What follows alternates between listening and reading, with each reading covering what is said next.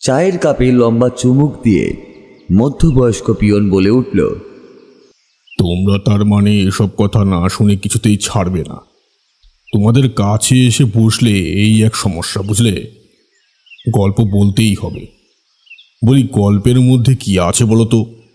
চায়ের দোকানদার হারাধন এতক্ষণ কাপের মধ্যে চা ঢালছিল। এই কথা শুনে খ্যাক খ্যাক করে হেসে বলল, কি যে বলছেন আপনি? আরে ওরা চায়ের দোকানে এসে বসে তো একটু গল্পগুজব করার জন্যই। তাছাড়া সবাই তো শহরে থাকে, গ্রামে আসে কালে ভদ্রে। এখানে এসে মাঝে মাঝেই কিন্তু আপনার খোঁজ করে। অবসর নিয়ে গ্রামে বাড়ি করেছিলাম একটু শান্তিতে বসবাস করবো বলে। তোমরা কিন্তু বড় বিব্রত করো মাঝে মাঝে। হারাধনের চায়ের দোকানের সামনে লম্বা বেঞ্চের একটাতেই বসেছিল অবসরপ্রাপ্ত প্রিয়ন রবীন ভট্টাচার্য, আর অন্য বেঞ্চে বসেছিল এলাকার কয়েকটি পড়ুয়া। তারা কলকাতার কলেজে পড়ছে, সেখান থেকে মাঝে মাঝে ছুটিতে আসে এখানে। তাদের মধ্যে থেকেই এবার একজন বলে উঠল, ওসব কথা বললে আমরা শুনবো না, আপনাকে গল্প বলতেই হবে। আপনার জীবনে এত সমস্ত সত্যি অভিজ্ঞতা থাকতে শুধু শুধু গ্রামে ফিরে গল্পের বই পড়ে সময় নষ্ট করার কোনো মানে হয় না। এই কথা ঠিক বলেছিস। আজ তো একটা গল্প পড়ে যখন আমাদের কাছে আছে, তখন আবার অন্য কিছু কেন লাগবে? হ্যাঁ, এই বুড়ো কাকে বলছো বলো তো মৃদুল? আমার বয়স কত হয়েছে? হ্যাঁ, মাত্র 60 পেরিয়ে 61তে পড়েছি। এ বয়সে কি আর বুড়ো হয়? হ্যাঁ, আমার এক দাদা ছিলেন, বুঝলে? তিনি 103 বছর পর্যন্ত বেঁচে ছিলেন। সে যাই হোক, তোমরা যখন শুনবে না তাহলে বলি। মৃদুল, বিপ্রতীপ এবং অতনু, এদের তিনজনের মধ্যে অতনু একটু চুপচাপ। এবার সে বলল, হ্যাঁ পিয়ন বাবু, এবার আপনি গল্পটা বলুন। আরে সেই বলেছিলেন না একবার আপনি বদলি হয়ে কোন এক গ্রামের শ্মশানের কাছে একটা পোস্ট অফিসে চাকরি পেয়েছিলেন। সেখানে তো আপনার সঙ্গে বেশ কিছু অদ্ভুত অভিজ্ঞতা ঘটেছিল।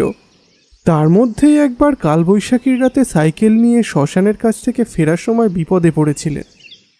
কথাটা এক সময় রবীন ভট্টাচার্য ওদের বলেছিল বটে, কিন্তু তখন এত কিছু ভাবেনি।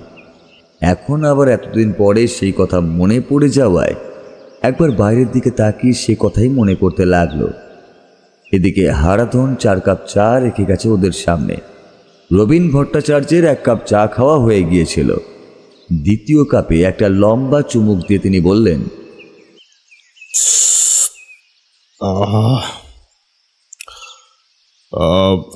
গ্রামের নাম ছিল শালকিয়া। সে গ্রামে যখন আমি গিয়েছি তখন আমার বয়স হবে ওই 35 কিংবা 36। গ্রামের বাইরের দিকে একটা লম্বা ছোটখাটো নদী বয়ে গেছে। সেই নদীর একেবারে শেষ প্রান্তের দিকে শ্মশান। শ্মশান এখন যেমন দেখছো তেমন শ্মশান সে নয়। চারিদিকে ধুধু ফাঁকা জমি, তার মাঝখানে এখানে ওখানে কয়েকটা গাছ। তার মাঝখানে এক জায়গায় চালা করা হয়েছে। গ্রামের লোকেরা সেটাকে কুড়ে ঘর বললেও আসলে মাথার ওপর ঘরের চাল আর এক পাশে একটা বস্তা দিয়ে তৈরি করা দেওয়াল ছাড়া বাকি 3 দিক ফাঁকা। বৃষ্টি হলে ওখানে বসে মাথা বাঁচানো যেত ঠিকই, কিন্তু শরীর ভিজত একটু একটু করে। 3-4টে গ্রামের মাঝে এই ছিল একমাত্র শ্মশান। আমার পোস্ট অফিস ছিল সেই শ্মশানের রাস্তা থেকে একটু পাক নিয়ে একেবারে গ্রামের শেষের দিকে। প্রথম যখন সেই পোস্ট অফিসে গিয়েছি তখন খুব একটা খারাপ লাগছিল না।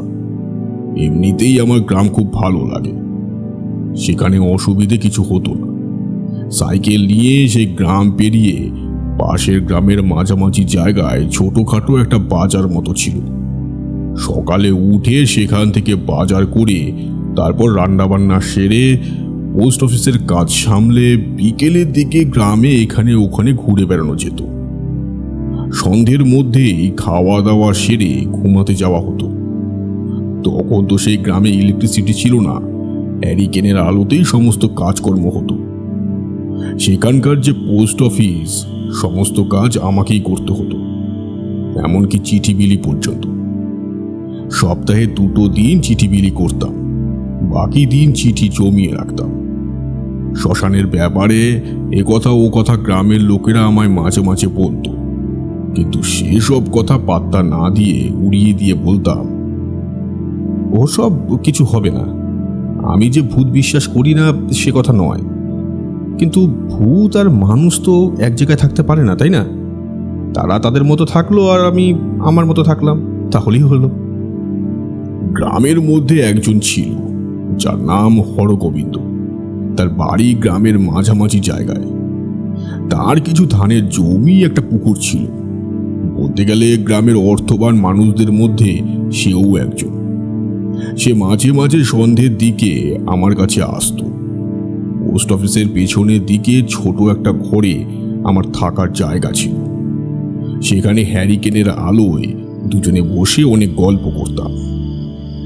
একদিন গল্পে গল্পে হরগোবিন্দ বলল, পিয়ন বাবু, আপনি তো এসব কিছুই মানেন না। শ্মশানে যে সত্যি সত্যি কিছু আছে সেসব বিশ্বাসও করেন না। রাতের দিকে শ্মশানে গেলে অনেক লোকজন একসঙ্গেই যায়। দিনের বেলাতে ওইদিকে লোকজন চট করে পা দিতেও চায় না। প্রয়োজন না হলেই শ্মশানের আশেপাশের 5টা গ্রামের লোকও আসে না। গ্রামের শ্মশান তো হাওয়া খাওয়ার জায়গা নয় হরগোবিন্দ, তাই লোকজন কাজ ছাড়া এখানে আসে না। তাছাড়া এখানে তো এলাম প্রায় মাস 2 হয়ে গেল, কখনো তেমন কিছু শুনেছি বলে তো মনে হয়নি। শোনেননি সে কথা ঠিক, কিন্তু শুনতে কতক্ষণ বলুন তো? আচ্ছা, সন্ধ্যের পরে কখনো শ্মশানের পাশের রাস্তা দিয়ে বাড়িতে ফিরেছেন? কোনো কিছু শুনতে পেয়েছেন ওই দিক থেকে? কথাগুলো বলার সময় হরগোবিন্দের মুখটা কেমন যেন হয়ে গেল। একটা জিজ্ঞাসু আর কৌতূহল মেশানো দৃষ্টিতে সে তাকিয়ে রইল আমার দিকে। হ্যারিকেনের আলোয় তার চোখের পাতা যেন দপদপ করে কাঁপছে। আমি বললাম, মাঝে মাঝে ফিরেছি, চিঠি বিলি করতে করতে।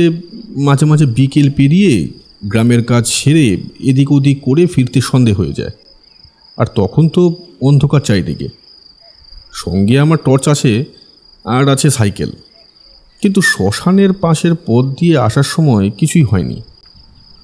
কথাটা কিন্তু হরগোবিন্দকে মিথ্যে বলেছিলাম। একদিন একটা ব্যাপার ঘটেছিল। সেদিন পাশের গ্রামে কয়েকটা চিঠি বিলি করে তারপর শ্মশানের পাশের রাস্তা দিয়ে ফিরে আসছি। এমন সময় মনে হলো দূর থেকে চাঁদের অল্প আলোয় শ্মশানের প্রবেশের বড় ফাঁকা রাস্তাটার কাছে কে যেন দাঁড়িয়ে আমায় হাত দেখাচ্ছে, আর সে যেন প্রচণ্ড বিপদে পড়েছে। মনে হচ্ছে একটি মেয়ে। আমি তাড়াতাড়ি সাইকেল চালিয়ে সামনের দিকে এগোলাম। অনেকটা এসে পড়েছি, এমন সময় মেয়েটা শ্মশানের ভেতরের দিকে ঢুকে গেল। যেখানটায় মেয়েটা দাঁড়িয়েছিল সেখানটা এসে সাইকেল দাঁড় করিয়ে চুপ করে দেখলাম অনেকক্ষণ। না, কোথাও কিছু নেই। একবার চিৎকার করে ডাকলাম, কোথায় গেলে? কিন্তু না, কোথাও কারো সাড়া নেই। চলে আসতে যাব এমন সময় মনে হলো শ্মশানের ভিতরের দিকে একটা গাছের তলায় কে যেন দাঁড়িয়ে আছে। অনেকটা দূর থেকে ভালো করে বোঝা যায় না, কিন্তু চাঁদের আলো থাকার জন্য তাকে আমি যেন দেখতে পেলাম। টর্চটা তুলে নিয়ে সেই গাছের দিকে ফেললাম। এত দূর থেকে আলো গিয়ে পৌঁছালো বটে, কিন্তু গাছের তলায় কাউকে দেখতে পেলাম না। যেন একটু আগে আমাকে এখানে আসতে দেখে সে চট করে সেখান থেকে সরে গেছে। কিন্তু তাহলে হরগোবিন্দবাবুকে আপনি মিথ্যে কথা বললেন কেন? ব্যাপারটা তো আমার চোখের ভুলও হতে পারে। গ্রামের পথে আলো আধারিতে এমন অনেক কিছুই দেখা যায়। এ কথা হরগোবিন্দকে বললে হয়তো সে নিয়ে আরো অনেক কিছু বলবে। আমার মুখের দিকে তাকিয়ে বোধহয় হরগোবিন্দ কিছু বুঝতে পেরেছিল, তাই বলল, দেখতে পাননি যখন ভালো কথা, কিন্তু পিয়নবাবু, দেখতে পেলে একটু সাবধানে থাকবেন। বিশেষ করে যদি রাতের বেলা কোনো মেয়ের ডাক শুনতে পান, তাহলে মোটেই শ্মশানের দিকে যাবেন না। তার কথায় অবাক হয়ে বললাম, মেয়ের ডাক? কিন্তু মেয়ে রাতের বেলা কোথা থেকে আসবে? তোমরা কিছু দেখেছো নাকি কখনো? আমরা দেখিনি, তবে একবার এক শ্মশান যাত্রীর দল দেখেছিল। একবার 2 গ্রাম দূরের এক শ্মশান যাত্রীর দল রাতের বেলায় শ্মশানে এসেছিল। তাদের দলে বেশি লোকজনও ছিল না।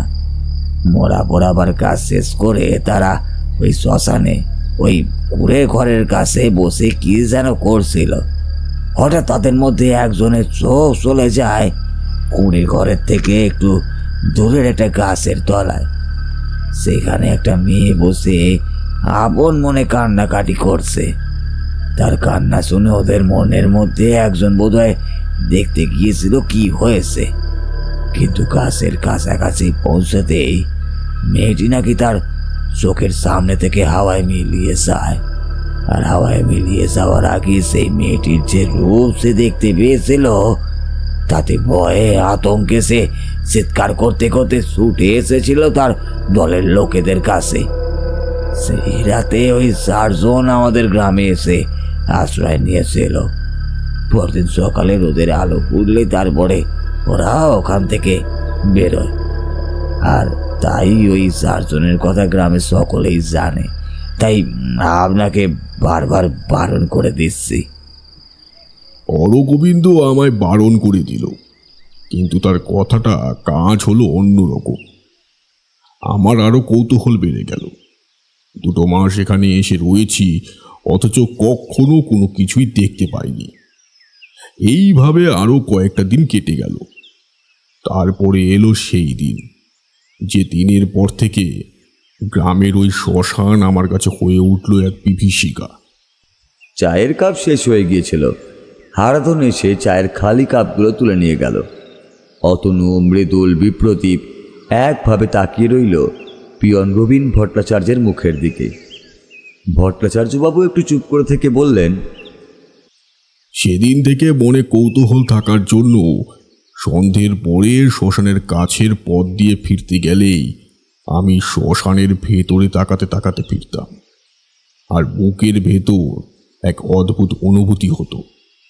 মনে হতো শ্মশানের ভেতরে কারা যেন অপেক্ষা করছে আধো অন্ধকারের মধ্যে।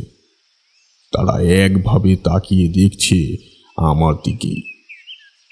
একটা মাত্র মানুষ সাইকেল নিয়ে চলে যাচ্ছে, তাকে দেখে তারা যে কি ভাবতো তা আমি জানি না, কিন্তু কাউকে কখনো চোখে দেখতে পেতাম না। একদিন 2 গ্রাম দূর একটি বাড়িতে গিয়েছি। সেই বাড়ির এক ভদ্রলোকের সঙ্গে অনেকক্ষণ কথা হলো। তিনি কলকাতায় ব্যবসা করেন, মাঝে মাঝে গ্রামে ফিরে আসেন। আমি কলকাতার দিকের ছেলে হয়ে যে এখানে এসে পোস্টমাস্টারের কাজ করছি শুনে তিনি খুশি হলেন। কথায় কথায় বিকেল পেরিয়ে সন্ধে হয়ে গেল। রাতের বেলা তিনি আমায় সেখানে থাকার জন্য অনুরোধ করলেন। আজকের রাতটা আমার বাড়িতেই থেকে যান, কাল সকালে আমিও কলকাতায় বেরোবো। আপনি না হয় আমার সঙ্গেই বেরিয়ে চলে যাবেন। তাছাড়া আমার মোটর গাড়ি আছে, আপনাকে পৌঁছে দেবো। মোটর গাড়িতে করে বাড়ি ফিরলে আমার সাইকেলটার কি হবে বলুন তো? কাল তো আবার আমায় বেরোতে হবে। পরে না হয় আপনি একদিন আমার অফিসে আসবেন, সেখানে বসেই কথা হবে। মনে হলো লোকটা কিছু বলতে চায়। একটু ইতস্তত করে বলল, আপনাদের ওই অফিসের সামনে একটা শ্মশান আছে না? সেই শ্মশানের ব্যাপারে গ্রামের লোকেদের কাছে কোনো কিছু শুনতে পাননি? আবার সেই শ্মশান? ওই শ্মশানের কথা শুনতে শুনতেই তো কান ঝালাপালা হয়ে যাচ্ছে। কিন্তু কি ব্যাপার বলুন তো? আপনি শিক্ষিত মানুষ, কলকাতায় ব্যবসা করেন, আপনাকে দেখে তো যথেষ্ট বুদ্ধিমান বলেই মনে হচ্ছে। তারপরেও এসব গ্রাম্য লোকেদের মতো কথা বলছেন কেন? আমার কথাটা বোধ হয় তার আঁতে লাগলো। তিনি একটু মনক্ষুণ্ণ হলেন বুঝতে পেরে। আবার বললাম, কিছু মনে করবেন না, আসলে এই একই ব্যাপার বারবার শুনতে হচ্ছে তো। আপনাকে অমনভাবে বলার ইচ্ছে আমার কিন্তু ছিল না। আমি কিছু মনে করিনি। আপনার জায়গায় আমি থাকলে হয়তো আমিও এই কথাই বলতাম। তবে ওই শ্মশানে আমাদের গ্রামের 4 জন একবার গিয়ে এক অদ্ভুত সমস্যার মধ্যে পড়েছিল। সঙ্গে সঙ্গে মনে পড়ে গেল হরগোবিন্দর বলা সেই 4 জনের কথা। তার মানে তারা এই গ্রামেরই লোক ছিল। ভদ্রলোক আরও বললেন, একটা মেয়েকে ওরা স্পষ্ট দেখতে পেয়েছিল। একটা মেয়ে একটা স্ত্রী লোককে তার কোলের কাছে শুইয়ে রেখেছিল। তার কোলের কাছে শুয়ে থাকা সেই স্ত্রী লোকটি মারা গিয়েছিল, তার শরীর মরে কাঠ হয়ে গিয়েছিল। আমাদের গ্রামের ওই লোকটি সেই দৃশ্য দেখে এবং সেটা দেখে সেখান থেকে ছুটে পালিয়ে আসে। কিন্তু এরপর সেই রাতে গোটা শ্মশান জুড়ে এক অদ্ভুত অবস্থা তৈরি হয়েছিল। তারা বাধ্য হয়ে শ্মশান ছেড়ে গ্রামের মধ্যে গিয়ে প্রবেশ করেছিল। সমস্ত কথা ওই গ্রামের লোককে খুলে না বললেও সে কথা আমি শুনেছিলাম। কী রকম সে কথা? অনেক রাত পর্যন্ত ওরা শ্মশানের চারপাশে ঘোরাঘুরি করেও শ্মশান থেকে বাইরে গ্রামের পথে বেরোবার রাস্তা খুঁজে পাচ্ছিল না। অথচ আকাশে ছিল পূর্ণিমার আলো। আধো অন্ধকারের মধ্যে পথ হারিয়ে ফেলার কথা নয়, তবুও বারবার ঘুরে ফিরে ওরা পৌঁছে যাচ্ছিল সেই গাছের তলায়, যে গাছের ওপরে ওরা মেয়েটিকে বসে থাকতে দেখেছিল। কথাগুলো বলার সময় ভদ্রলোকের মুখটা যেন কেমন হয়ে গিয়েছিল। সে মিথ্যে কথা বলছে বলে মনে হলো না। মিথ্যে কথা বলার সময় মানুষের মুখের অবস্থা হয় অন্যরকম। সে সত্যি কথা বলছিল, এমনকি তার কথার সমর্থন তার বাড়ির লোকেরাও করল। আপনি বাইরের লোক, আপনাকে ভয় দেখাবার কিংবা অসুবিধায় ফেলার ইচ্ছা আমার নেই, তবু একটু সাবধান করে দিলাম, যাতে রাতের অন্ধকারে শ্মশানের পাশের পথ দিয়ে চলাফেরা করলেও কখনোই ভুল করে শ্মশানের মধ্যে ঢুকে না পড়েন। বিশেষ করে ঝড় বৃষ্টির রাতে শ্মশানের মধ্যে না যাওয়াই ভালো।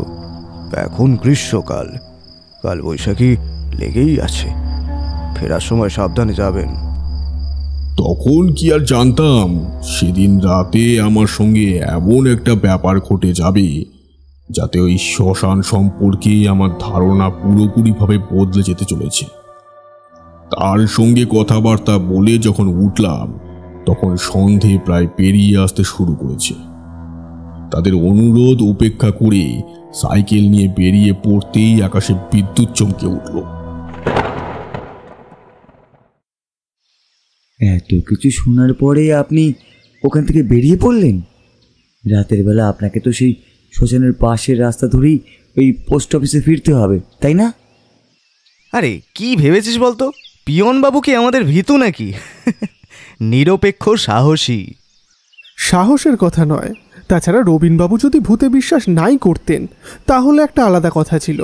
তিনি তো ভূতে বিশ্বাস করতেন, তারপরেও এমন একটা কথা শোনার পরে তিনি কেন ওই পথ দিয়ে রাত্রিবেলা ফেরার সিদ্ধান্ত নিলেন সেটাই ভাবছি। কাকতালীয়ভাবে সেই দিন ছিল শনিবার। আকাশের চাঁদের আলো থাকলেও বারবার মেঘের গর্জন এবং কালো মেঘ আকাশ ছড়িয়ে থাকার জন্য চাঁদের আলোর চিহ্ন মাত্র দেখতে পাচ্ছিলাম না। সঙ্গে ছিল টর্চ, তবু গ্রামের পথ পরিষ্কার পরিচ্ছন্ন। সেই পথ ধরে সোজা সাইকেল চালিয়ে আসতে খুব একটা অসুবিধে হচ্ছিল না। 2 গ্রাম পেরিয়ে আমাদের গ্রামের সেই শ্মশানের কাছে রাস্তার কাছে আসতে প্রায় ঘণ্টাখানেক সময় লাগলো। ততক্ষণে আরও রাত গভীর হতে শুরু করেছে। চারপাশে কালো অন্ধকারের সঙ্গে সঙ্গে মাঝে মাঝে সনসনে হাওয়া যেন কাল বৈশাখীর পূর্বাভাস বয়ে আনছে। শ্মশানের কাছে গিয়ে কি মনে হতে একবার ভেতরের দিকে তাকালাম। না, কোথাও কিছু নেই। সাইকেলটা নিয়ে চলে আসতে যাব, এমন সময় শুনতে পেলাম হাওয়ায় ভেসে আসছে একটা মেয়ের গলা। কে কোথায় আছো? বাঁচাও, বাঁচাও আমায়। মেয়েটার কথা শুনে আমি শ্মশানের দিকে তাকালাম, আর ঠিক তখনই মনে হলো শ্মশানের ভেতরে যেখানে সেই 8 চালা কুঁড়ে ঘর মতো রয়েছে, ঠিক সেই কুঁড়ে ঘরের কাছ থেকেই চিৎকারটা ভেসে আসছে। কেউ যেন প্রাণপণে চিৎকার করছে, আর তার গলাটা যেন বাতাসে ভর করে এসে পড়ছে আমার কান পর্যন্ত। আমার সাইকেলটা আচমকা থমকে দাঁড়িয়ে পড়ল। প্রবল ঠান্ডা একটা বাতাস এসে আমার গায়ে ধাক্কা দিল। সঙ্গে সঙ্গে মনে পড়ল হরগোবিন্দ আর সেই ভদ্রলোকের বলা কথাগুলো। একটা মেয়ের গলা যদি মাঝে মাঝে শ্মশানের দিক থেকে শুনতে পান, তাহলে কখনোই কিন্তু শ্মশানে যাবেন না। শ্মশানটা মোটেই ভালো জায়গা নয়, বিশেষ করে ওই মেঘের ডাক শুনতে পেলে। রাতের বেলা শ্মশান থেকে দূরে থাকবেন, বলা যায় না কোত্থেকে কি হয়ে যায়। আপনি আমার কথা বিশ্বাস করেন কিংবা না করেন, বিপদ থেকে দূরে থাকাই তো ভালো, তাই না? মনের মধ্যে প্রবল দোলাচল চলতে লাগলো। কি করব? মেয়েটা তখনও কাঁদছে, চিৎকার করে ডাকছে। তাকে রেখে আমি সোজা চলেই যেতে পারি, কিন্তু রবীন ভট্টাচার্য এবার হাসি মুখে ওদের দিকে তাকিয়ে বলল, ওই একটা কিন্তু আমার সেই গোটা রাতটা বদলে দিয়েছিল।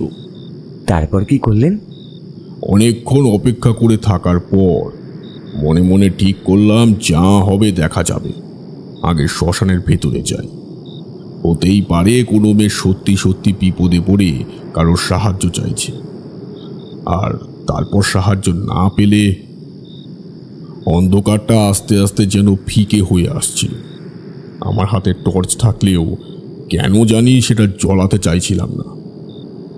বারবার যেন মনে হচ্ছিল টর্চের আলো জ্বালিয়ে ফেললে এমন কিছু একটা দেখতে পাবো যেটা আমার পক্ষে না দেখাই ভালো।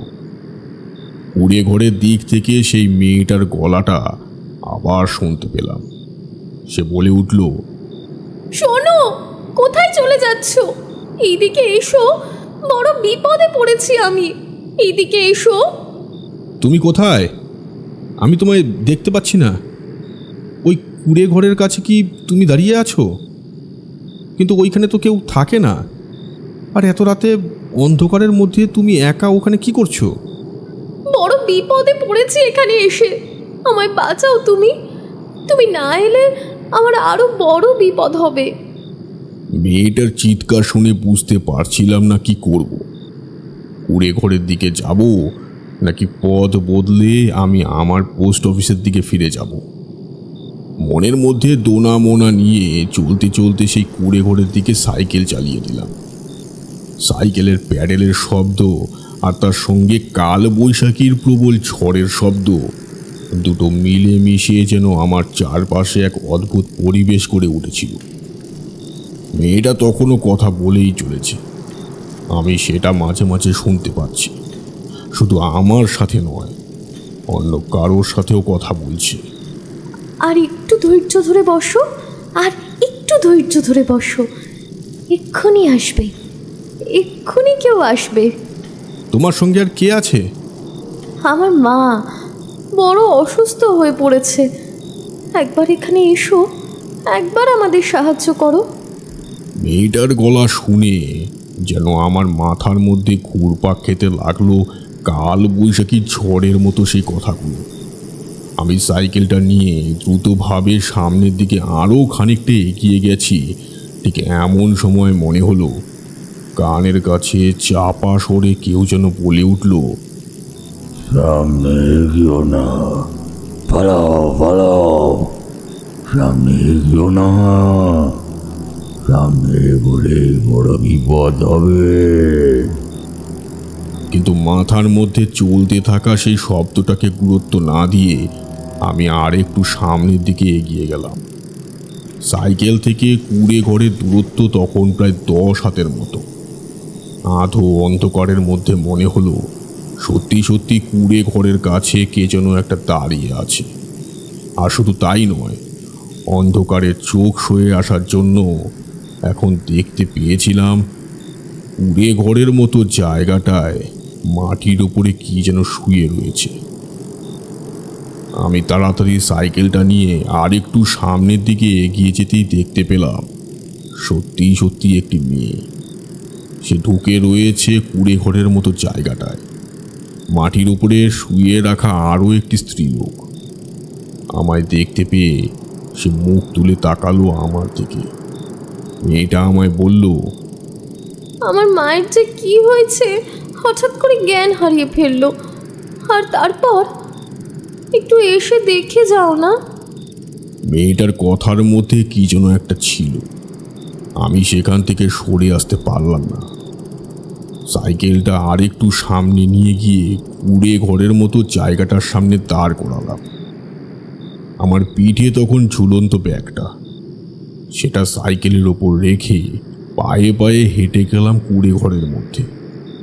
মেয়েটির দিকে তাকিয়ে কিছু বলতে যাব এমন সময় হঠাৎ করে একটা ঘটনা ঘটল। আমার সামনে একটু আগে কুড়ে ঘরের ওপর দেখতে পাওয়া শুয়ে থাকা সেই মেয়েটা নেই। শুধু একটি মেয়ে কুড়ে ঘরের বাঁশের কাছে হাত দিয়ে দাঁড়িয়ে আছে। তখনই প্রবল হাওয়া শুরু হলো। চারিদিকে ধুলো পাতা উড়তে উড়তে আমার চারপাশ থেকে আচ্ছন্ন করে ফেলল। আমি দু হাতে চোখ ঢাকতে ঢাকতে বললাম, এত প্রচণ্ড ঝড়ের মধ্যে কিছুই দেখা যাচ্ছে না। আমি টর্চটা বার করি, দাঁড়াও টর্চটা জ্বালাই। আচ্ছা, তুমি এখানে কতক্ষণ ধরে রয়েছো? হ্যাঁ। আমার কথা শোনার সঙ্গে সঙ্গে মেয়েটা খিলখিল করে হেসে উঠল। আর তারপরে শুনতে পেলাম একটা অদ্ভুত গলায় মেয়েটা বলছে,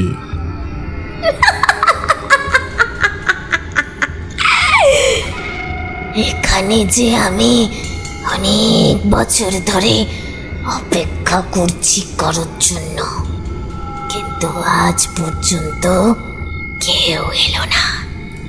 তুমি যখন এসেছো তখন তোমায় যে আর এখান থেকে যেতে দেওয়া যাবে না। কথা বলতে বলতে আমি টর্চটা পার করে ফেলেছি। সেই টর্চের আলোটা ফেলেছি সামনের দিকে। দেখলাম পাশের গায়ে হাত রেখে যে দাঁড়িয়ে আছে তার মুখটা ভয়ঙ্কর, সাদা ফ্যাকাশে মণিহীন চোখ, মুখের দাঁতগুলো যেন বাইরে বেরিয়ে আসছে, গায়ের চেহারা শুকিয়ে রক্ত মাংস চামড়া যেন হাড়ের সাথে একসাথে মিশে গেছে। টর্চের আলো তার মুখের ওপর গিয়ে পড়ার সঙ্গে সঙ্গে তার চোখটা জ্বলে উঠল ঠিক এক মুহূর্ত। তারপর একটা ছোট্ট লাফে এসে টর্চের আলোর বাইরে গিয়ে লাফিয়ে পড়ল শিয়ালের মতো। ঠিক তখনই আশপাশ থেকে একসঙ্গে দুটো গলায় কে যেন হেসে উঠল। আলোর মধ্যে থেকে মেয়েটা এক পাশে সরে যাওয়ার সঙ্গে সঙ্গেই বুঝতে পারলাম বড় ভুল করে ফেলেছি। একটা চাপা হাসির শব্দ ভেসে আসছে চারপাশ থেকে। প্রবল সেই হাসির শব্দে কান পাতা দায়। দু হাতে কান চেপে ধরে আমি খুঁজতে লাগলাম কোথায় আমার সাইকেলটা রেখেছি, আর সেই কুড়ে ঘরটাই বা কোথায়। চারিদিকে যেদিকেই তাকাই গাছ ছাড়া আর কিছুই চোখে পড়ে না। কোথায় গেল সেই কুড়ে ঘর? আমি প্রাণপণে চিৎকার করে বললাম, আমায় ছেড়ে দাও, আমি তোমার কোনো ক্ষতি করিনি। তাহলে আমায় কেন এমনভাবে ভয় দেখাচ্ছ? আমায় যেতে দাও, আমায় যেতে দাও। চাপা হাসির শব্দটা হঠাৎ করে বন্ধ হয়ে চারপাশ থেকে যেন শিয়ালের ডাক ভেসে আসলো। আর তারপরেই দেখতে পেলাম শ্মশানের আধো অন্ধকারের ভেতর থেকে কোথা থেকে যেন একপাল শিয়াল এগিয়ে আসছে আমার দিকে। তাদের জল জলে লাল চোখ, মাঝে মাঝে হুক্কা হুয়া করে ডাকতে ডাকতে তারা এগোচ্ছে। ভয়ে আতঙ্কে পাথরের মতো হয়ে দেখতে পেলাম তাদের চেহারা সাধারণ যে কোনো শিয়ালের চেয়ে প্রায় দ্বিগুণ বড়। তারা এক পা করে এগোচ্ছে আর একবার করে মুখ তুলে ডাকছে। চারপাশটা একটা অদ্ভুত বুনো গন্ধে ভরে গেছে। আমি কি করব বুঝতে পারছিলাম না। সাইকেলটা দেখতে পাচ্ছি না, গ্রামের দিকে যাওয়ার রাস্তা কোথায় তাও বুঝতে পারছি না। শিয়ালের দল আমার দিকে এক পা করে এগোচ্ছে আর আমি এক পা করে পেছনের দিকে সরে যাচ্ছি। গোটা শরীর দর করে ঘামছে ভয়ে। একটু আগে যে প্রচণ্ড কালবৈশাখী শুরু হয়েছিল সেটা কোথায় যেন মিলিয়ে গেল। চারপাশে কোথাও হাওয়ার শব্দ নেই, শিয়ালের ডাক ছাড়া আর কিছুই নেই। আর তারপরে দেখি সেই শিয়ালের দলের পিছু পিছু কে যেন হাঁটতে হাঁটতে এগিয়ে আসছে আমারই দিকে। একটা মেয়ে, তার পরনের কাপড় অল্প হাওয়ায় দুলছে, মাথার চুলগুলো পর্যন্ত এলোমেলো ভাবে দুলছে, কিন্তু হাওয়া কোথায়? প্রচণ্ড এক কাল বৈশাখী ঘরের চারপাশটা যেন অদ্ভুতভাবে দুলতে শুরু করেছে। প্রচণ্ড হাওয়া ছিটকে আসছে আমার গায়ে। দেখো দেখো, তুমি কে আমি জানি না, আমায় ছেড়ে দাও। আমি তো তোমার সাহায্যের জন্য এগিয়ে এসেছিলাম। তাহলে এখানে রাতের বেলা আসতে নেই, সেটা তো জানিস না? কতদিন পর আবার তুই এসেছিস। আজ রাতে আর তুই এখান থেকে বেরোতে পারবি না। তার কথার সঙ্গে সঙ্গে তার মুখের হাসি আর শিয়ালের ডাকগুলো যেন আমার দিকে মৃত্যু এগিয়ে আনছে। সেটা বুঝতে পেরে আমি প্রাণপণে ছুটতে লাগলাম। কোথায় ছুটছি, কোন দিকে যাচ্ছি কিছুই জানি না। আগেই বলেছি, সেই শ্মশানটা অনেক বড়। ছুটতে ছুটতে সেই শ্মশানের অন্য প্রান্তের দিকে এসে পড়েছি, যেখানে নদীটা রয়েছে। নদীর কাছে এসে খানিকটা যেন সাহস ফিরে পেলাম। এখনো পর্যন্ত ওরা আমার পেছনে যখন আসেনি, তাহলে আর কোনো চিন্তা নেই। আরেকটু এগিয়ে নদীর পাড়ের কাছে গিয়েছি, দেখি নদীর পাড়ে কে যেন বসে আছে। মনের সমস্ত সাহস একত্র করে বললাম, দেখুন না, শ্মশানের মধ্যে ঢুকে বড় বিপদে পড়ে গেছি। আপনি যদি একটু সাহায্য করেন। ততক্ষণে কালো মেঘ চাঁদের আড়াল থেকে সামান্য সরে এসেছে। নদীর ধারে বসে থাকা মানুষটিও যে একটি স্ত্রী লোক সেটা বুঝতে পারছিলাম। তবে তার পরনের কাপড়ের রং আলাদা, মাথার চুল পিঠের কাছে এসে পড়েছে। আমি একরকম হাঁপাতে হাঁপাতে তার পাশে গিয়ে দাঁড়ালাম। হাঁটুর ওপর দুটো হাত রেখে সামলাতে না পেরে মাটির ওপর বসে পড়লাম। তার দিকে তাকিয়ে আবার কিছু বলতে যাব, দেখি সে আমার দিকে তাকিয়ে রয়েছে। কি বিভৎস সেই মুখটা যেন টকটকে লাল হয়ে রয়েছে। সাদা মোড়া মাছের মতো দৃষ্টি, মুখটা হাঁ করা, মুখের এক পাশ থেকে লালা গড়িয়ে পড়ছে। আমি তার দিকে তাকাতে এসে অদ্ভুতভাবে হাসি মাখা গলায় বলে উঠল,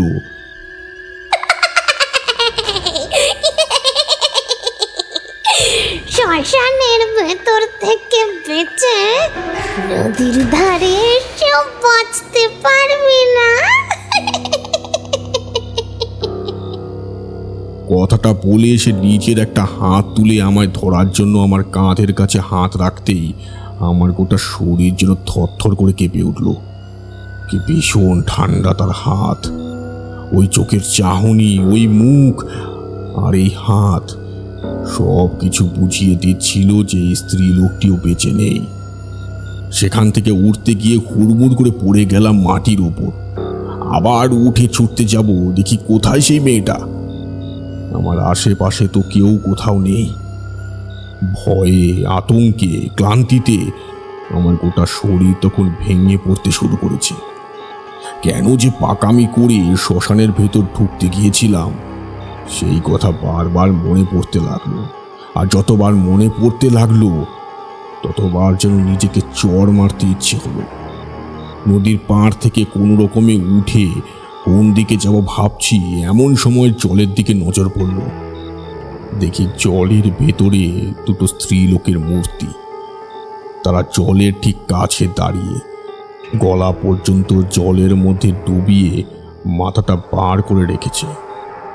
আর তাদের চারপাশে নদীর পাড় ঘেঁষে দাঁড়িয়ে রয়েছে সেই কালো মস্ত বড় বড় শিয়ালগুলো। আবার তারা দুজনে একসঙ্গে জল ছেড়ে উঠে আসতে লাগলো। অবাক হয়ে দেখলাম কোথায় স্ত্রীলোকের শরীর। তাদের মাথাটা শুধুমাত্র একটি স্ত্রীলোকের মতো, বাকি গোটা শরীর যেন আস্ত সাদা নরকঙ্কাল। তাদের হাতে হাতে খট খট করে শব্দ হতে লাগলো। শিয়ালের দল উৎসাহ পেয়ে একসঙ্গে চিৎকার করে ডেকে উঠল। আর আমার মনে হলো যেন গোটা আকাশটা ভেঙে পড়েছে আমারই মাথার ওপর। আমি কি করব বুঝতে পারছিলাম না। নদীর পাড় থেকে উঠে আবার শ্মশানের দিকে দৌড়াবো ঠিক করলাম। ওই শিয়ালগুলোর হাতে পড়লেও যে বিপদ হবে সেটাও বিলক্ষণ বুঝতে পারছিলাম। এমন সময় নদীর পাড় ঘেঁষে যে পথটা শ্মশানের দিকে উঠে গেছে সেইখানে কাকে যেন দেখতে পেলাম। একটা হেরিকেন হাতে নিয়ে কে যেন দাঁড়িয়ে আছে। আমি কাঁপা কাঁপা গলায় জিজ্ঞেস করলাম, কে কে কে দাঁড়িয়ে ওখানে? আমাকে বাঁচাও, আমাকে বাঁচাও। উঠে এসো বাবু, উঠে এসো। এই শ্মশানে রাতের বেলা ঢুকছো কেন? ঢুকেছি কি আর সাথে? বড় ভুল করে ঢুকে পড়েছি। আমার সাইকেল হারিয়েছে, বাইরে যাওয়ার পথ খুঁজে পাচ্ছি না। আপনি আমায় একটু সাহায্য করুন। ওই দেখুন, ওই দেখুন, নদীর জলের কাছে ওরা দাঁড়িয়ে আছে। লন্ঠনওয়ালা আমার দিকে আর একটু এগিয়ে এলো, আর হেরিকেনটা তুলে মুখের কাছে নিতেই দেখতে পেলাম তার মুখটা অতি সাধারণ, একটা মানুষের মতোই তার চেহারা। সে বলল, কোথায়? জলের মধ্যে তো কেউ কোথাও নেই বাবু, তুমি ভুলই দেখেছ। এসো এসো আমার দিকে। তার কথায় পেছনে তাকিয়ে দেখলাম সত্যি সত্যি জল শান্ত। চাঁদের আলোয় জলের ভেতরে একটা তরঙ্গ বয়ে চলেছে, যেন একদলা রূপোর তবক ছড়িয়ে দিয়ে গেছে জলের ওপর। সেগুলো ভাসতে ভাসতে একে অপরের গায়ে টক্কর খেয়ে ঝিলিক দিয়ে উঠছে। কোথায় সেই শিয়ালের দল?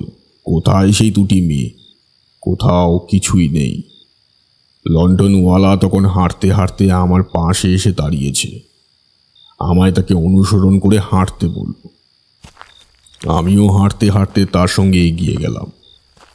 একজন কাউকে তো পাওয়া গেছে, এই শ্মশান থেকে এবার বেরোতে পারলেই হলো। সে কোনো কথা না বলেই হেঁটেই চলেছে। আমিও তার পেছন পেছন কতক্ষণ যে হেঁটেছিলাম সে কথা মনে নেই। এক সময় এক জায়গায় এসে থমকে দাঁড়ালো সে। ওই দেখো, ওই যে সামনে তাকিয়ে দেখো। লণ্ঠনওয়ালার কথা শুনে আমি সামনের দিকে তাকাতেই দেখতে পেলাম এক অদ্ভুত দৃশ্য। একটা গাছের তলায় এসে পড়েছি আমি। সেই গাছের ডালের ওপর থেকে গলায় ফাঁস লাগিয়ে ঝুলে রয়েছে দুটো মৃতদেহ। কিন্তু কিন্তু ওটা কি? মৃতদেহ দুটো অল্প অল্প নড়ছে, তারা আমার দিকে তাকিয়ে রয়েছে। অদ্ভুতভাবে দুটো মেয়েলি গলায় হাসির শব্দ শুনতে পেলাম।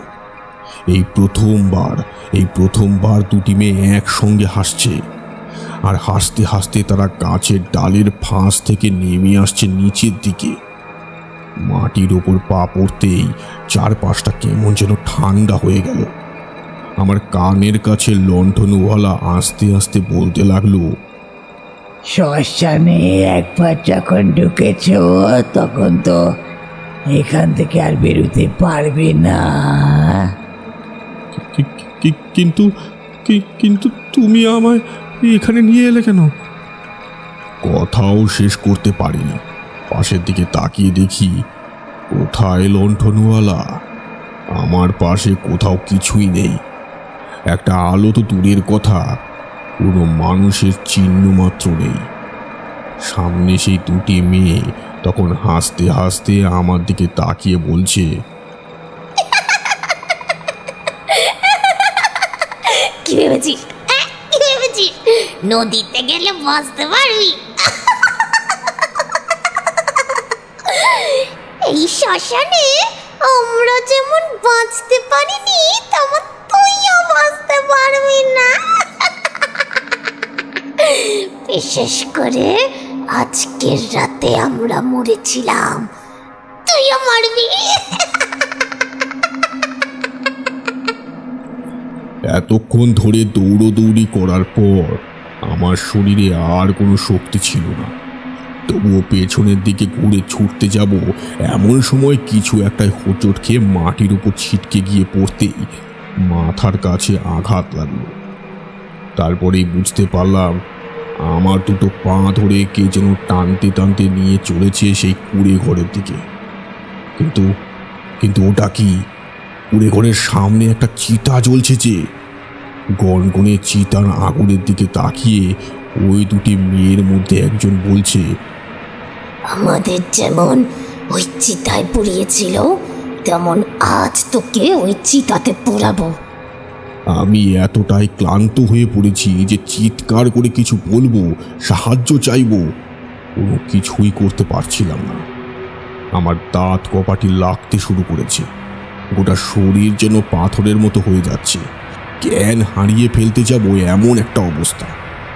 এমন সময় দেখি সে চিতার পাশে দাঁড়িয়ে রয়েছে সেই লণ্ঠনওয়ালা।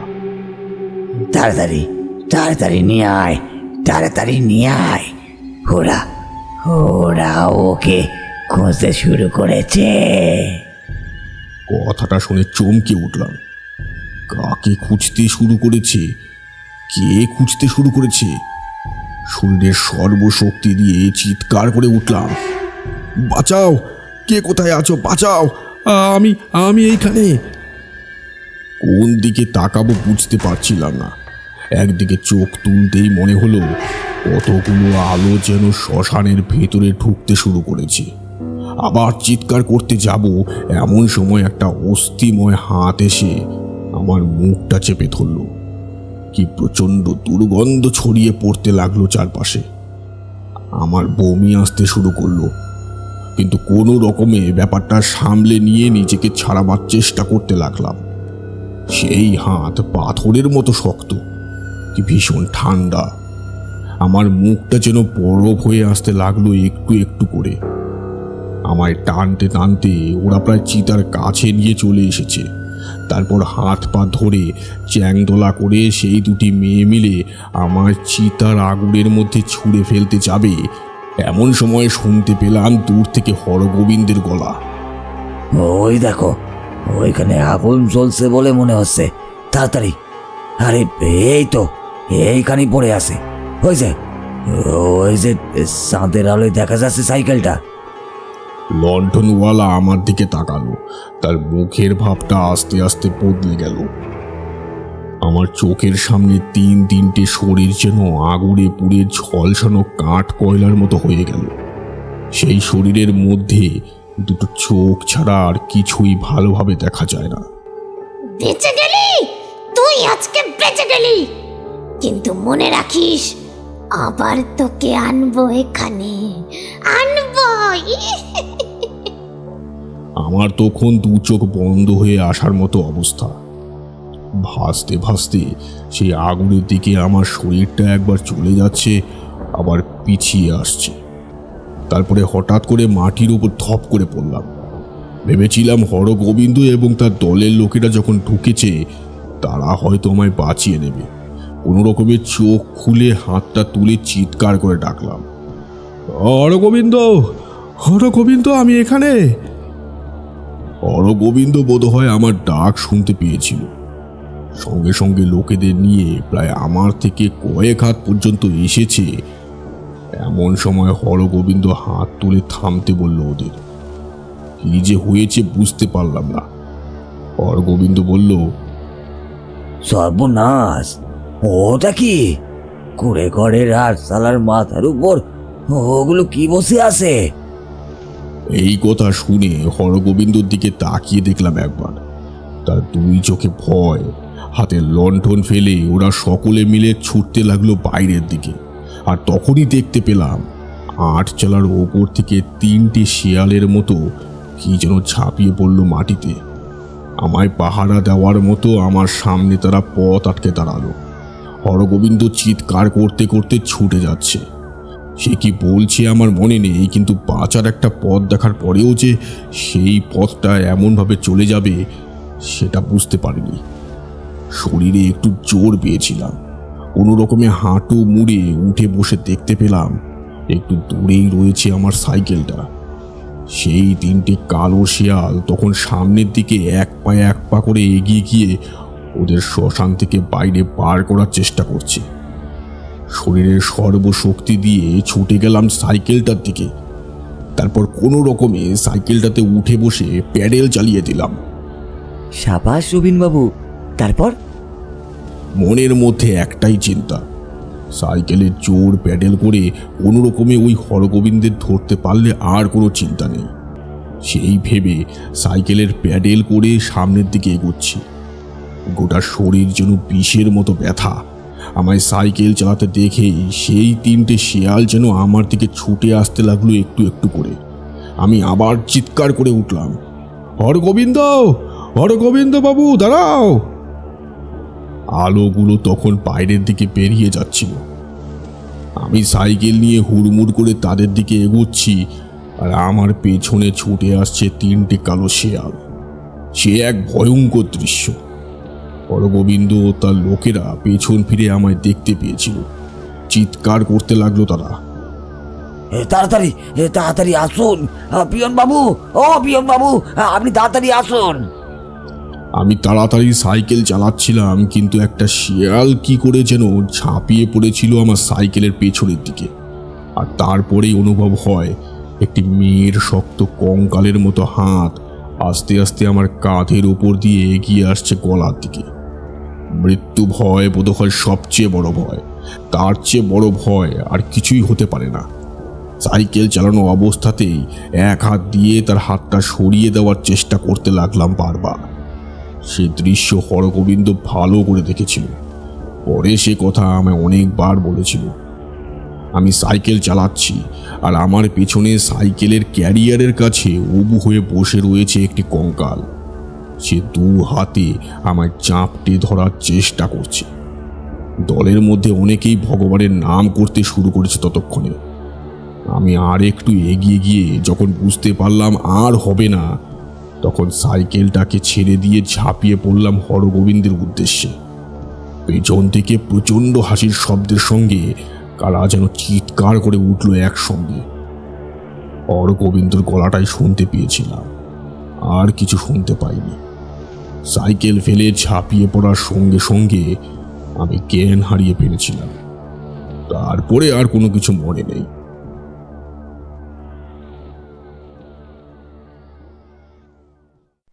এই সময় চায়ের দোকানে ভিড় কমই থাকে। হারাধনও ঢুকে পড়ে রবীন ভট্টাচার্যের গল্প শুনে চলেছিল। এবার সে বলল, সর্বনাশ! তারপরে কি হলো? এত বিপদ থেকে বেঁচে আপনি ফিরলেন কি করে?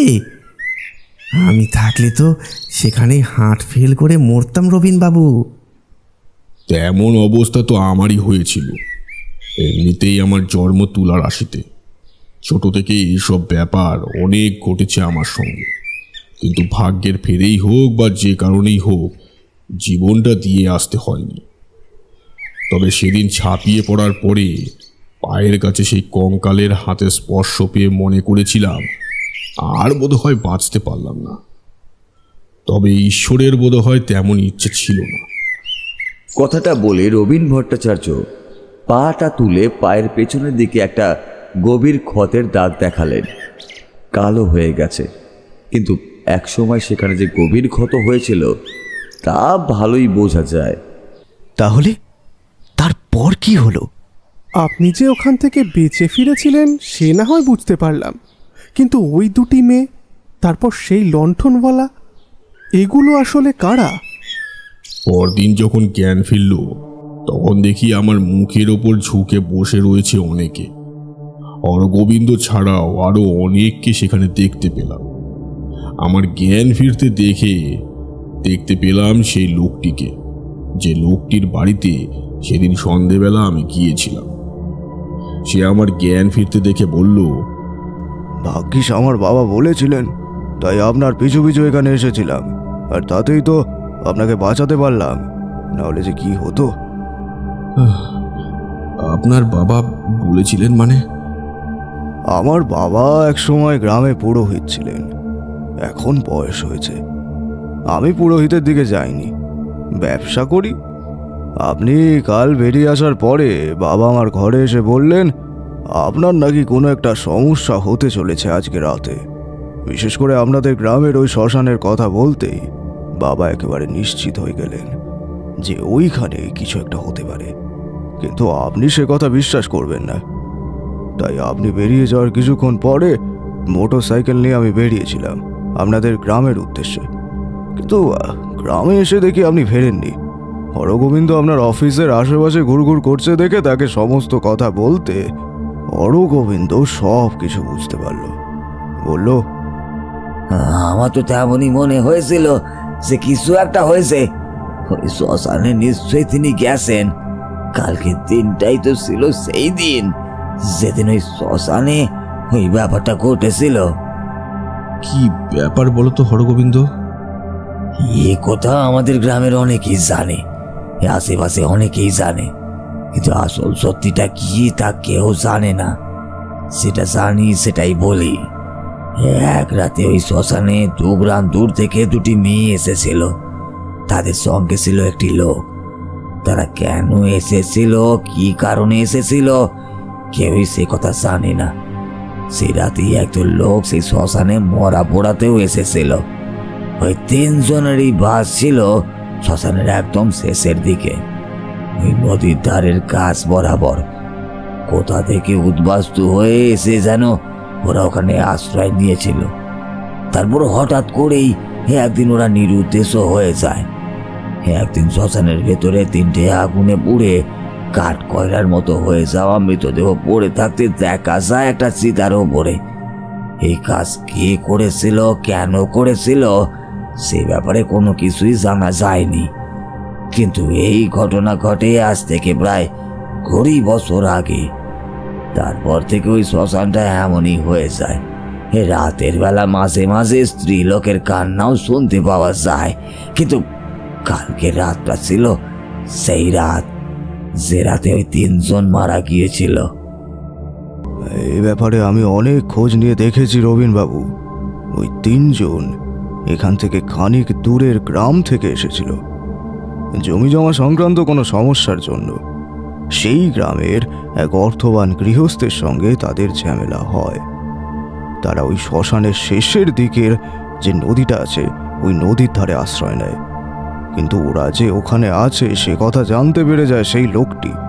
তাই লোক পাঠিয়ে ওদের 3 জনকে হত্যা করে, তারপর শ্মশানে পুড়িয়ে দিয়েছিল। বড় আশ্চর্যের কথা হলো, এই ঘটনার প্রায় বছর খানেকের মধ্যে ওই গ্রামের সেই লোকটি সহ প্রায় 5 জন নানাভাবে আগুনে পুড়ে মারা যায়। কিন্তু এখনো যে ওরা ওই শ্মশানের মধ্যেই রয়েছে সে কথা তো ভালোভাবেই বুঝতে পারছি। ভাগ্যিস কাল রাতে সঠিক সময় আমরা গিয়েছিলাম, আর সঠিক সময় আপনি ওখান থেকে পালাতে পেরেছিলেন। না হলে যে কি হতো। না হলে যে কি হতো সেটা বোঝার জন্য আমার পায়ের দাগটাই যথেষ্ট ছিল। সেদিন সকালে আমরা সবাই মিলে আবার সেই শ্মশানের মধ্যে ঢুকেছিলাম। যেখানে কুড়ে ঘরের কাছে আমার সাইকেলটা রেখেছিলাম সেখানেও গিয়েছিলাম। আমার ব্যাগটা সেখানেই ছিল। ব্যাগ তুলে নিয়ে আমরা নদীর ধার পর্যন্ত যাই, কিন্তু সেদিন আর কোনো কিছুই হয়নি। তারপরে আর ওই শ্মশানে কখনো কিছু আপনি দেখেছিলেন? তারা যে আমায় এত সহজে ছাড়বে না বলেছিল। আরও কয়েকবার ওরা আমায় শ্মশানের ভেতরে নিয়ে যাওয়ার চেষ্টাও করেছিল। সেই লন্ঠনওয়ালা সেই 2টি মেয়ের দেখা আমি এর পরেও শ্মশানের কাছে মাঝে মাঝেই পেয়েছিলাম। কিন্তু সেই লোকটির বাবার তৈরি করে দেওয়া একটা জিনিস আমার সঙ্গে সব সময় থাকতো, তাই ওরা আমার আর কোনো ক্ষতি করতে পারেনি। বছর খানেকের মধ্যে সেই জায়গা ছেড়ে আমি চলে এসেছিলাম। আর সেই কালো শেয়ালগুলো, কতগুলো শেয়াল, মানে ওইগুলো কি করে? এ কথা প্রথমে আমি বুঝতে পারিনি, পরে অনেক চেষ্টা করে বুঝতে পেরেছিলাম। আসলে ওই শিয়ালগুলো ছিল এমনই কোনো এক অতৃপ্ত আত্মা যারা ওই শ্মশানের মধ্যে থাকত। শ্মশানের মধ্যে যে সবসময় শ্মশান, ওই নদী, এই সমস্ত এলাকায় নিশ্চয়ই আরো অনেকেই নানা সময় অপঘাতে মরেছিল। তারাই শিয়াল হয়ে ওই শ্মশানের মধ্যে ঘুরে বেড়াতো। তারা নির্দিষ্ট কোনো রাতে অপেক্ষা করত নতুন কোনো একটা শিকারের জন্য। চিতার ওপরে যদি আমায় একবার ফেলতে পারত তাহলে। সবই বুঝলাম রবিনবাবু, কিন্তু আমি শুনেছি প্রেতাত্মারা আগুনে ভয় পায়। তাহলে আগুনের মধ্যে কি করে তারা আপনাকে ফেলার জন্য নিয়ে গেল? রবিনবাবু সামান্য হাসলেন, তারপর বেঞ্চ ছেড়ে উঠে সামান্য আর মোড়া ভাঙতে ভাঙতেই বললেন, কি করে যে কি হয়েছে তা আমি জানি না বাবু। ভূত কিসে ভয় পায় না পায় তা নিয়ে চর্চা করার ইচ্ছে আমার নেই। সে রাতে আমি বেঁচে ফিরতে পেরেছিলাম, এটাই আমার কাছে অনেক বড় ছিল। তবে হ্যাঁ, প্রথম যখন সেই মেয়ে দুটিকে আমি ওই কুঁড়ে ঘরের কাছে দেখেছিলাম, তখন কিন্তু লণ্ঠনওয়ালাকে দেখতে পাইনি। এই গোটা ব্যাপারটার একটা অদ্ভুত ব্যাখ্যা আমি খুঁজে বার করেছিলাম। যেমন? দেখো, ওই দুটি মেয়ে আর ওই লণ্ঠনওয়ালা, নিশ্চয়ই ওরা দুজন তার মেয়ে। ওরা তিনজন মিলে শ্মশানের কাছে এসে থাকতে শুরু করে। সুযোগ পেয়ে সেই লোকটির দল এসে সেই রাতে ওদের খুন করে, তারপর চিতার আগুনে জ্বালিয়ে দেয়। কিন্তু ওরা অতৃপ্ত আত্মা হয়ে থেকে যায়। এরপর ওরাই সেই গ্রামে গিয়ে খুঁজে খুঁজে ওদের সবাইকে হত্যা করে। কিন্তু হত্যা করার ফলে তাদের মুক্তি হয় না, কারণ সেই মৃতদেহগুলো গ্রামের লোকেরা পুড়িয়ে দেওয়ার সাহস করতে পারেনি। তারা সব নদীর জলে ভাসিয়ে দিয়েছিল। সেই কারণেই সেই নদীর জলে সেই দুটি মেয়েকে একবার দেখতে পেয়েছিলাম। আশা করি এখন ওই শ্মশানের কাছে মাঝে মাঝেই রাতের অন্ধকারে ওদের তিনজনকে দেখা যায়।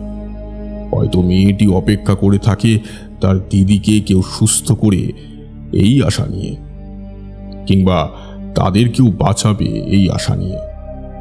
আর সেই লণ্ঠনওয়ালা হয়তো খুঁজে বেড়ায় তার দুই মেয়েকে।